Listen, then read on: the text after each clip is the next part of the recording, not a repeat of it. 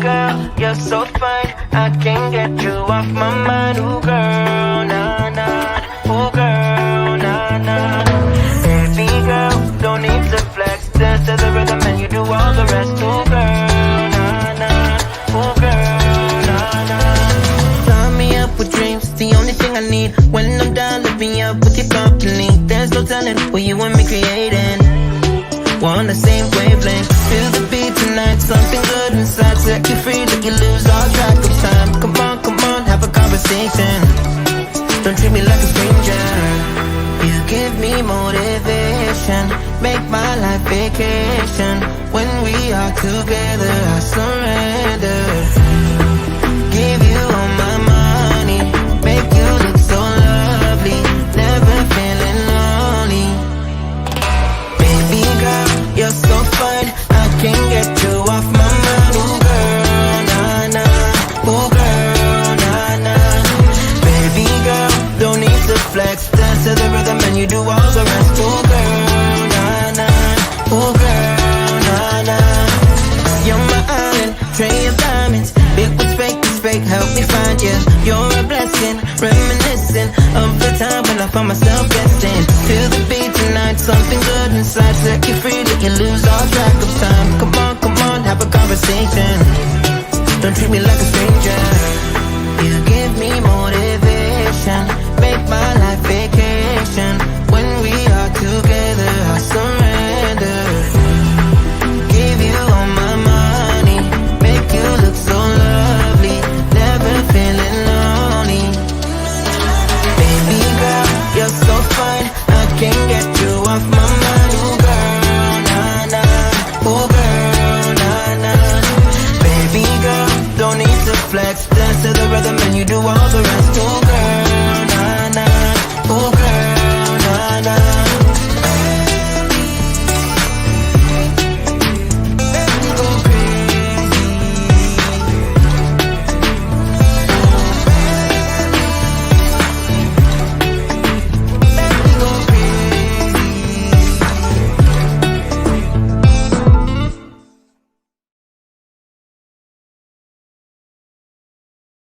Look around you. Look at this. We created this. This didn't exist before we were here. Look around at the square. I promise you right now, we did this. Doesn't matter what anybody says. They can say it's disrespectful. They can say it's this and that and that. Everybody's within the rules. Everybody's doing their thing. All we are is proud and passionate. Hello, everyone. Welcome to the Friday podcast. Hope you're all doing well. Wow. Can't believe it's Friday. This month is just racing past, isn't it? Oh, Roseanne, you're asking the name of the song. I've forgotten the name. It's gosh. Okay, do you know what? I will look at the Epidemic Sound track list and then I'll post it maybe in the comments afterwards. Sorry, I forgot the name of the song. I love that you love the song though. Hit that thumbs up button and that subscribe button if you haven't, please. And let me start by saying a huge thank you to everyone over at the Gram. I hit 40,000 followers on Instagram today. That's 5,000 followers in literally 5 days. That's almost 1,000 followers a day because I was at 35k just a few days ago. That is incredible. Definitely the clowning has helped with this because I think a lot of people weren't happy about the clowning. Let's just be honest. And I think people are looking for that alternative voice. And especially following Spare and the Netflix documentary, people are tired of just the one-sided narrative that is being created. And it's becoming more and more and more obvious that there is something very dark and corrupt about the British tabloid media, especially as it relates to the royal family and Harry and Meghan. So I thank everyone for joining me over there and over here, of course. And if you're on one platform but not the other, I please do encourage you to go and subscribe to both platforms. Thank you so much as always. Right. Let's get to it because there's a couple things I want to get through and then I will take a couple of calls. See now. Okay, first of all, Beyonce and Tyler Perry. Yes, that individual who the top of his head is cut off, but that is our godfather, Tyler Perry. He actually flew over to Stockholm to see Beyonce in her first two concerts of her Renaissance tour. And Beyonce, of course, has been a huge supporter of Meghan. She put a picture of Meghan wearing a crown up in the background when she won a Brit Award, and that was really it was really the height of the press abuse against Meghan, and it was just so sweet of her. Just that small little thing, I think it must have meant so much to Meghan, and to know that someone like Bey has given her support, that was a wonderful gesture. And of course, they met at the Lion King premiere. And Tyler has been a huge support of the Sussexes, getting them out or helping to get them out of that terrible situation that they were in the palace. So Beyonce had two great shows, both very highly reviewed, and Tyler was there to egg her on and very sweetly leading her at backstage. So lovely to see friends of Meghan living their best lives, being very successful. In people who are trolls news, however, Elon Musk has appointed a new CEO of Twitter. Elon the Emerald Bandit, as we call him in Zambia, because his family first made their wealth off of an emerald mine, which his father obtained in somewhat of a corrupt manner. A lot of people actually don't know this. They believe that Elon is self-made. He's not. Anyway, Elon the Emerald Bandit has now appointed a new CEO of Twitter. Her name is, I think it's Linda. Give me a sec. Linda Yaccarino. That's Linda. Linda right there. Twitter is an absolute dumpster fire right now. The platform has gone all the way down. Elon bought Twitter knowing that it was one of the most popular platforms online just to serve his own purposes and just to push his own agendas and ideas. It was never about free speech or democratizing the platform or whatever else he wants to talk about. It was just so he could mold Twitter into his image, and it's been an absolute failure. Things like violent images, child P are being left up on the platform a lot longer than what they used to be because the moderation system is all over the place. So it's just an absolute disaster. And he's put this woman in now. And squaddies were very quick to note that Linda here has been liking messages that take a swipe at Harry. So this is one message that she liked by a Miss Miranda Devine. She had retweeted Harry Who with the Wells family in the carriage.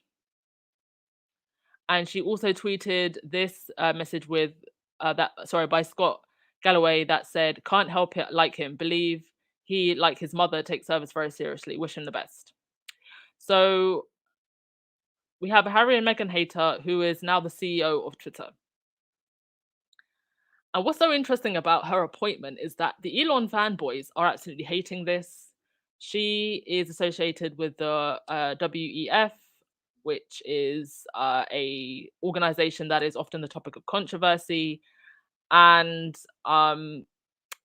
his fan base does not like this appointment at all. But I love this for them because they should have known better. And it is a very particular demographic that seems to worship the ground that Elon walks on. So unfortunately, if you are on a squaddy on Twitter, don't be surprised if you start seeing more trolling than what you'd usually see, But that's the reason why Christopher Boozy started Spoutable, and hopefully maybe other platforms will pop up as well. But I think for now, let's just make the most of it. But we'll see, because I would say over the last year or two, the trolling, it did go down in comparison to what it used to be. I have to say the trolling did go down, more so after the Netflix documentary. But with her at the helm, who knows? This could be a glass cliff situation. I don't know if you've ever heard of the glass cliff. It's kind of similar to the glass ceiling, but with the glass cliff, the theory is that a lot of the times companies will appoint a woman when things are doing really, really badly, and then she ends up being at the helm of it when the company falls.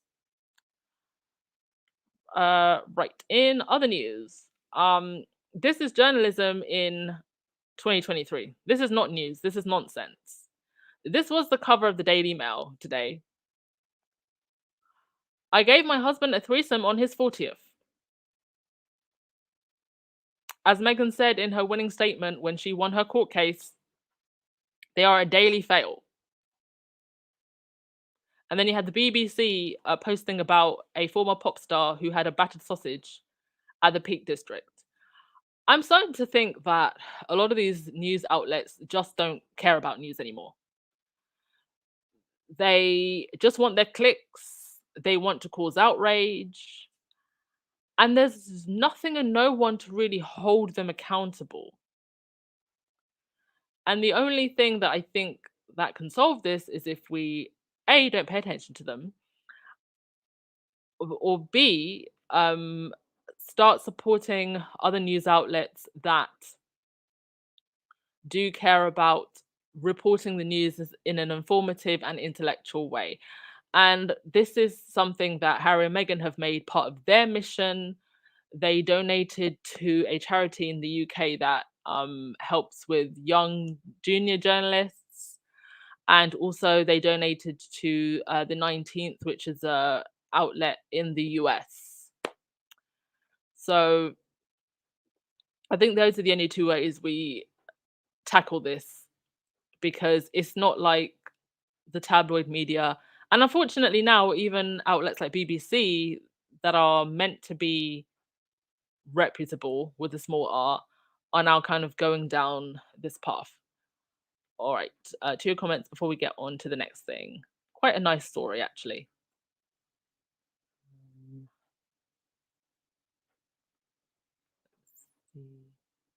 Oh, Twist and Trails song is Baby Girl by Neon. Thank you so much. Thank you for actually looking it up. Rochelle, that new CEO is a known Trump supporter. Wouldn't surprise me. Would not surprise me if she's hanging out with Elon. You put his clone in charge. Yeah.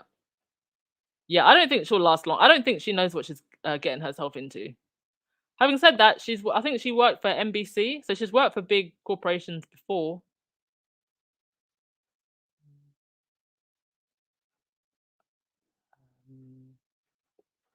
Yes, Pinker, and that's another point. This is why they need Harry and Meghan.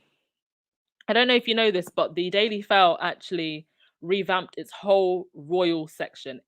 I did not realize how much the royals actually raked in, even before Harry and Meghan came along, actually, because it's such easy press, right? Because of their relationship with the press.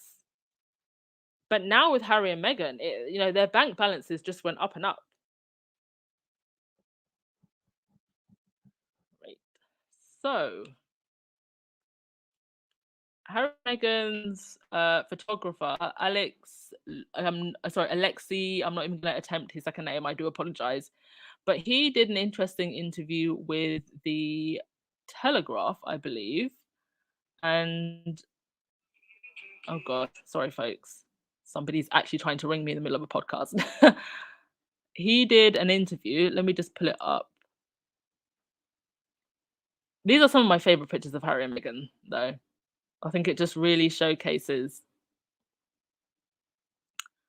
just the love that they had for each other. And just how authentic that love is. Okay, so here is the article. Oh, sorry, it's from the Financial Times. So, over his 2-decade career, photographer Alexei has hung out with Bruce Springsteen in his dressing room, played cards with Brad Pitt, convinced Gwyneth Paltrow to perch on the end of a supermarket conveyor belt, wearing little more than a bikini. But nothing could have prepared him for the phone call he received in November 2017, inviting him to Kensington Palace to discuss taking the official engagement photographs for Prince Harry and Meghan. He says, "I thought it was a prank call from my friends." His mother was in surgery at the time, and he was at the hospital waiting the surgeon's call. Meanwhile, every TV monitor in every room transmitted news of Meghan and Harry's engagement. It was a classic thing my friends would do, and my mind just couldn't compute that it could be real. Luckily, I didn't swear at them, he says. He flips through his images of royals and film stars, which are united by what he describes as relatable elegance and by a kind of golden, flattering lighting that enhances some of the world's most closely watched figures. Okay, let me just scroll through a little bit because it's a long article. I don't want to read all of it. Days after the initial phone call from Kensington Palace, himself and his crew photographed Harry and Meghan on the grounds of Windsor Castle. The photos depicted a couple looking like Hollywood royalty, looking more like Hollywood royalty than actual royalty. One picture, Meghan wrapped in Harry's coat, her hand lifted to showcase the ring, was inspired by an image of Audrey Hepburn and husband Mel Ferrer. That's interesting. The effect was more intimate and less posed than previous royal engagement photographs, and the public reaction was swift and polarized. Fans praised the couple's warmth and closeness. Detractors decried the high cost of Meghan's Ralph and Ruffo dress, of course. These are the people that have never known love. These are the Sarah Vines of the world who have never been treated like a queen. And instead of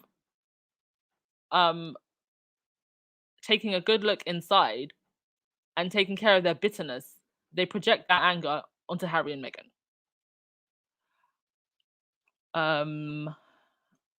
Okay, so I knew there would be a response, he says, but I never realized it would be that much of a response. I think it's because people felt like they were being invited to witness a very intimate moment. No, sir, it wasn't because of that. It was because the jealous girlies cannot stand the sight of Harry loving on his wife. That's why. He says the couple invited him and his wife to their May 2018 wedding and asked him to be the official photographer, a gig with even higher stakes than the engagement. At one point, with bridesmaids and page boys running riot, he had to beg for Queen Elizabeth's pardon for running late. She looked at me and said, "You know, I'm not the one you need to worry about." It might have helped that Alexei himself is a descendant of royalty. Through his father, he is scion of the Polish house of his family. And he says, I don't think they knew until Harry mentioned it to Charles during the wedding pictures. I think Harry said, "Oh, by the way, do you know that he's..." Yes, that's it. Okay, so the article goes on a little bit, but a cute little antidote there from Harry and Meghan's engagement photographer who took very lovely photos. And if you want to read the whole article, I will put the link in the description box. Okay, let's go to your comments.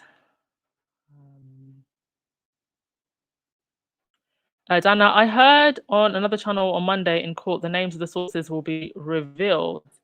Oh, wow, that's interesting. So something actually just popped up on my feed. Can you all just give me a second? Just give me a second.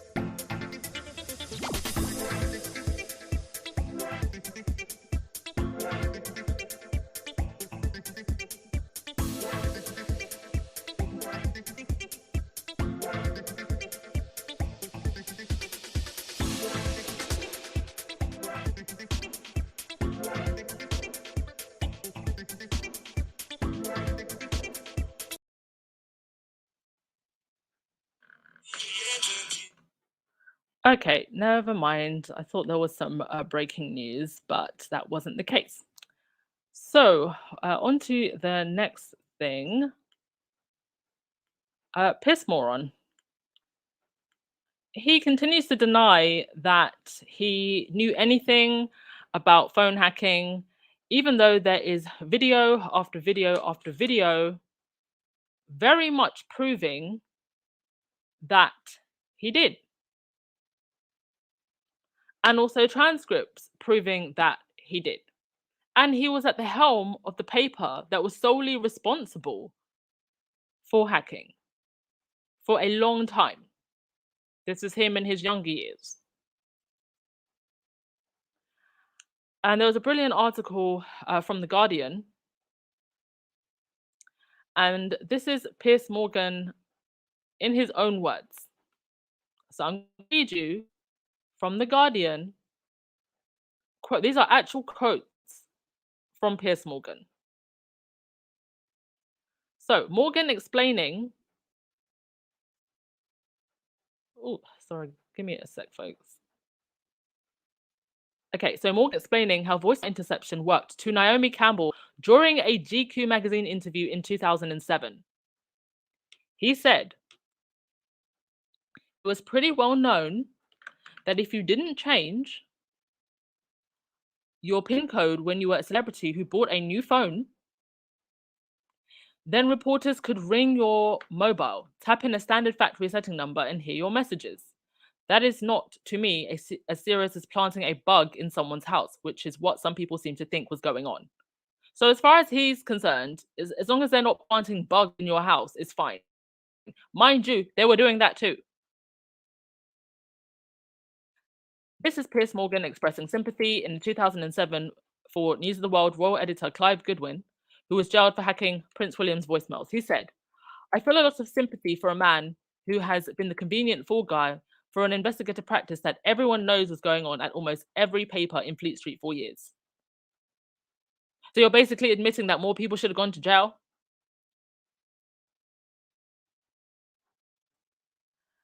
He also says,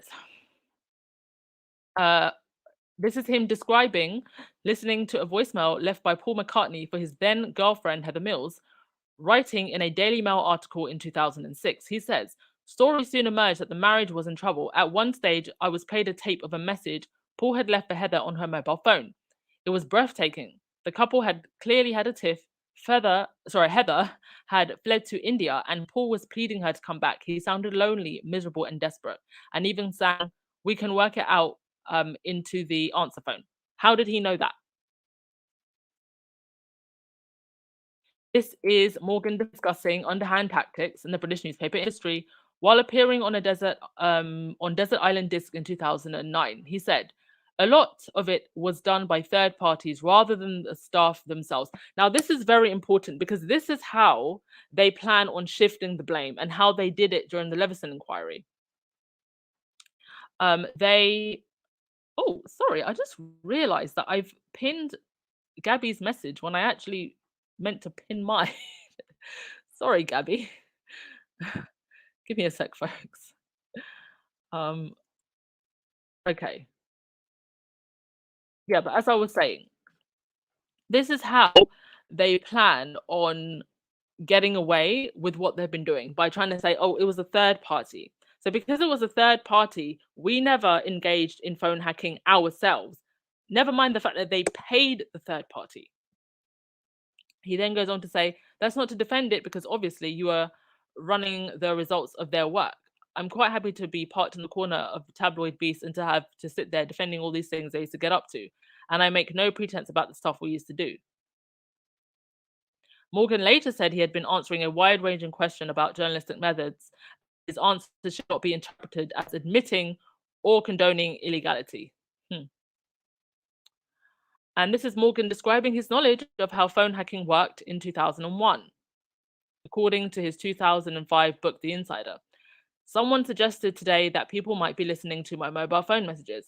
Apparently, if you don't change the standard security code that every phone comes with, then anyone can call your number. And if you don't answer, tap in the standard 4-digit code to hear all your messages.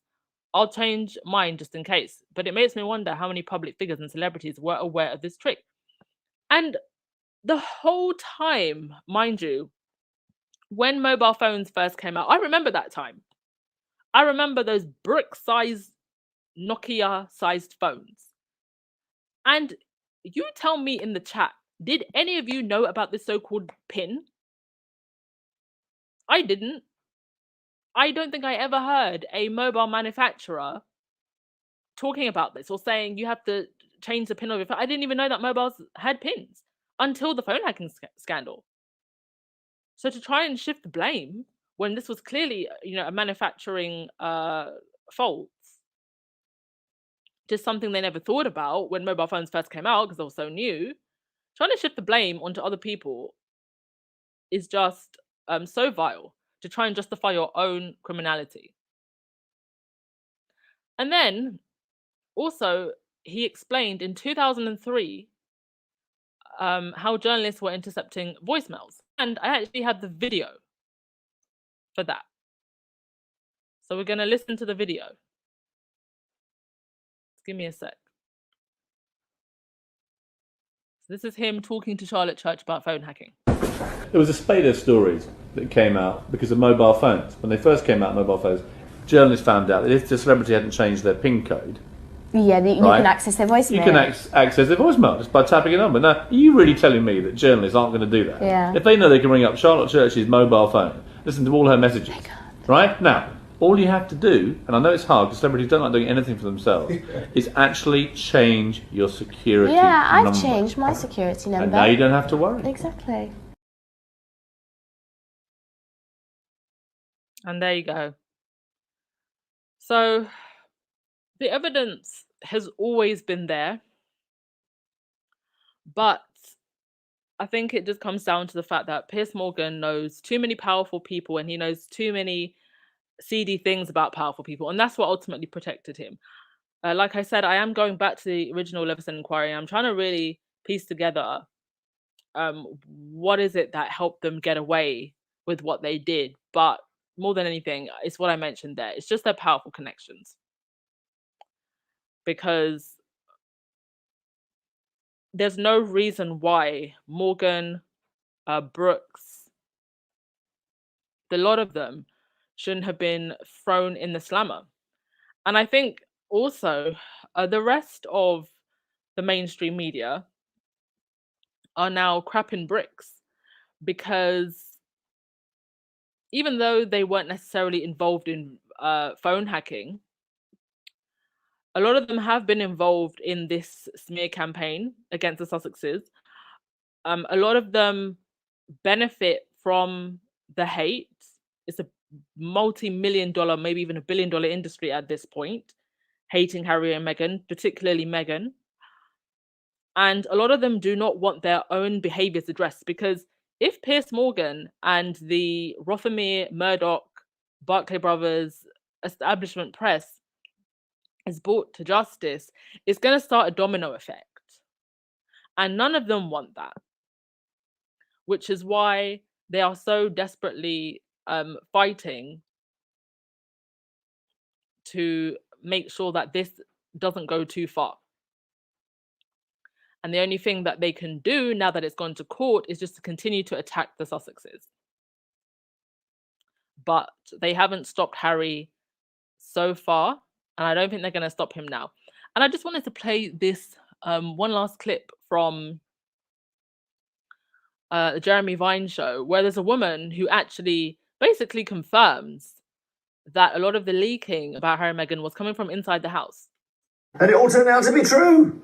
What I find really interesting about this whole saga is we framed it as Harry and Meghan's war on the royal family, when actually it's Harry and Meghan's war on the press and the media. That's and true. as they say at the start of episode 1, they say so many books and shows and stories have been written about us, we wanted to have our own say. And remember, the purpose of the PR office at the royal family is to keep the royals in the press all the time. So you have to remember, when I work in newsrooms, it's a fact that every anti-Harry and Meghan story comes from Kensington Palace. But why haven't... And if it comes from Kensington Palace, Right. why are they briefing against their own grandson. Well, okay, that's a very the idea. Why are there never any Well, I think that's stories fascinating. about Prince William? Were Jeremy? William and Kate involved in briefing against them originally? I don't know.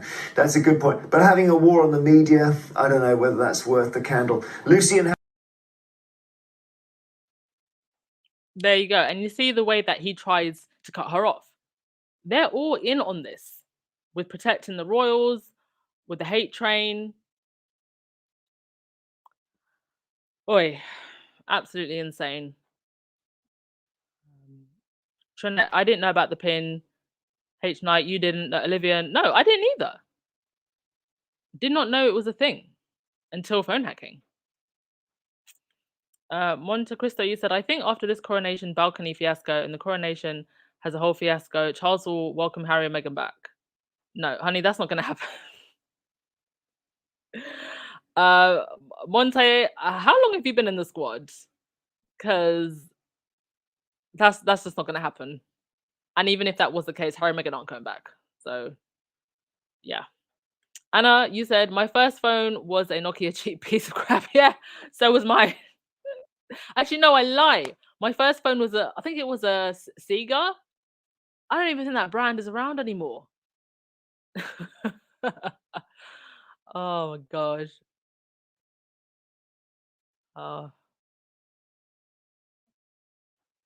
Yeah, Valerie, Piers is cruel.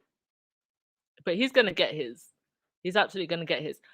I am so sorry, folks, but I'm actually not going to do call-ins just because you probably heard it go off about 5 times, but someone has tried to call me multiple times during this live stream, and I feel like I have to take this call. So I'm very sorry. I'm not doing call-ins. I might do it over the weekend instead, and I'm just going to end the podcast there. I haven't seen any major updates from the court case today. I don't even know if they were in court today because I haven't seen any highlights at all. But let's keep it short and sweet today. And thank you as always for coming. And yeah, I'll see you over the weekend for a much longer podcast. But someone is obviously very, very desperate to talk to me. Let's have a look. Trinette, on Hugo's old channel, Alex says there is already a report saying Charles wants them both back. Yeah. Listen, Hugo's channel, I wouldn't even pay attention to Hugo's royal channel anymore. Yeah, and that's no offense to Hugo. When he was doing the good work for Team Sussex, he was doing it very, very well. But I think the person who's running it now is just they want to keep kicking the can down the road. And if they were even remotely serious about that channel, they would never even suggest of the idea that Harry and Meghan are going back. They wouldn't suggest it. Yeah, that's all I have to say about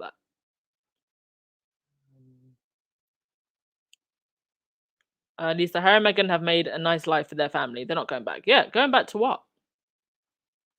Going back to what? All right, folks. Paloma, I'll give you the last word of the day. Bye, everyone. Have a lovely weekend. And I'll see you back here tomorrow. Go and enjoy Barons. Ciao.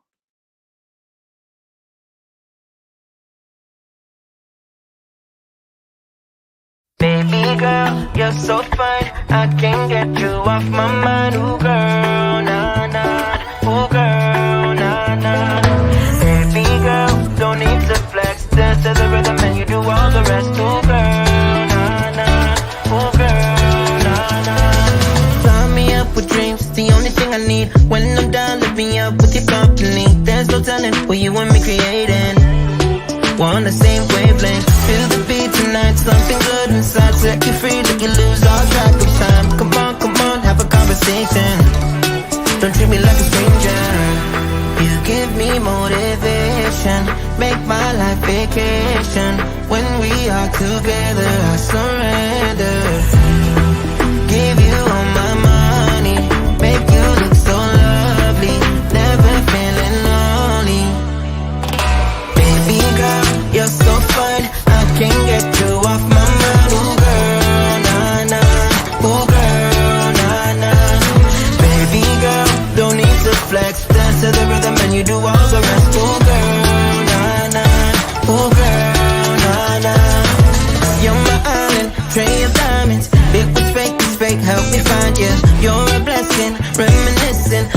time when I find myself guessing. Feel the beat tonight, something good inside. Set you free, let you lose all track of time. Come on, have a conversation. Don't treat me like a stranger. You give me motivation, make my life vacation. When we are together, I surrender. Give you all my money, make you look so lovely, never feeling lonely. Baby girl, you're so fine, I can't get you off my mind. Ooh girl, nah nah, ooh girl, nah nah. Baby girl, don't need to flex, dance to the rhythm and you do all the rest.